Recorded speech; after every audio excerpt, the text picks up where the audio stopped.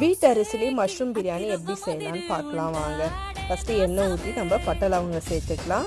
வெங்காயம் தக்காளி பச்சை மிளகாய் கட் பண்ணி வச்சாச்சு. ஸோ வெங்காயம் போட்டுக்கோங்க. கொஞ்சம் உப்பு சேர்த்துக்கலாம் வதங்குறதுக்காக. பச்சை மிளகாய் 3 சேர்த்துருக்கேன்.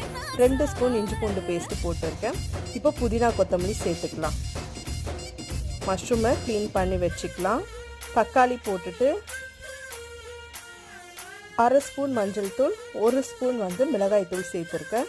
இப்போ நம்ம மஷ்ரூமை சேர்த்துக்கலாம். மூடி வச்சுட்டு அது நல்லா மஷ்ரூம் வெந்து அதுவே கொஞ்சம் தண்ணி விடும். ஸோ ஒரு ஆளாக்கு அரிசிக்கு 1.5 கிளாஸ் தண்ணியில் நீங்கள் சேர்த்துக்கோங்க. அரிசி இப்போ நம்ம தண்ணி வடிகட்டியாச்சு. நல்லா கொதிக்கும் போது அரிசியை போட்டுக்கலாம்.